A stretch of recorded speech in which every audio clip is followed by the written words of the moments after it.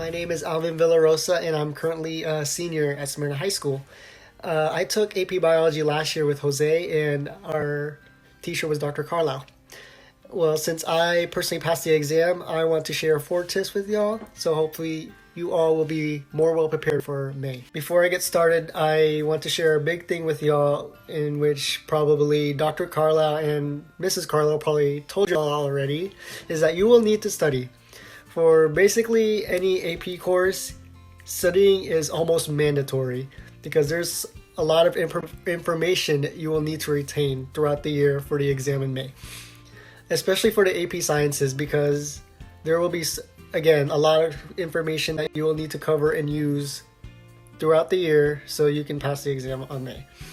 And also, if you need any help with anything whatsoever, don't be afraid to ask Dr. Carlisle or Mrs. Carlisle because they won't bite.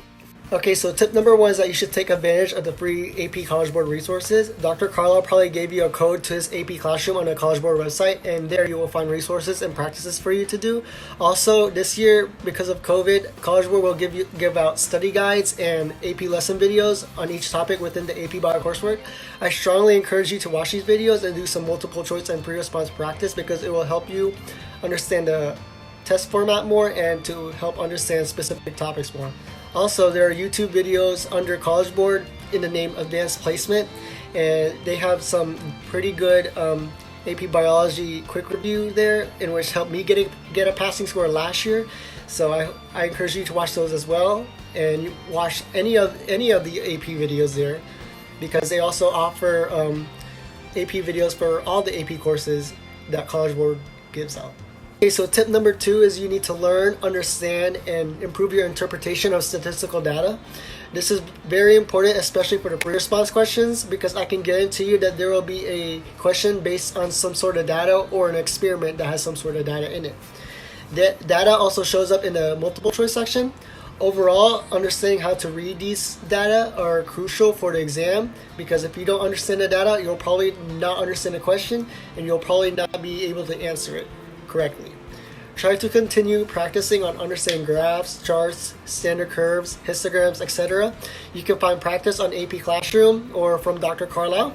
Not only will improving your interpretation of data be useful in an exam, I promise you that it will also be useful on the science section on the ACT, which is also heavily data-based. Tip number 3, try to connect. Understand the big picture of biology and how each unit is interconnected with one another. Trying to find a relationship in biology will help you understand how the exam flows, especially in the free response questions. For example, every question on the free response has multiple parts to it. One part may test your knowledge on cells, while the next part may test your knowledge on genetics based on your answers about cells from the previous part. Connecting specific topics on biology with others helps you see the big picture. To help you, I suggest you do that web diagram on the homework menu. Okay, so my last and final tip for you all, and personally the most important tip that I want to give you, is to have fun and be calm. Taking AP Bio or any AP class in general can be very stressful since there's so much stuff you have to cover. But personally, I really want you to prioritize your mental, physical, and emotional health.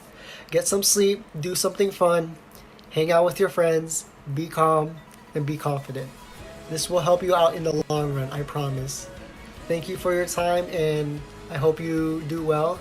I know you can do well. Good evening, everyone. My name is Jose Cerritos, and I will be giving you some pointers about AP Bio. First off, please sleep. Sleep works wonders, especially in the long run. If you have a big test coming up, please do not pull off an all-nighter. It does not work. If you haven't studied throughout the week, you won't get the information the night before. Another tip I could give is to ask questions. Please do not hesitate to raise your hand. Dr. Carlisle would be happy to answer your question, especially if it's biology related or just science related in general. If you hold on to your question for too long, you will not only inhibit yourself, but maybe inhibit your classmates too that have the same question, are too scared to muster up the courage and ask the actual question.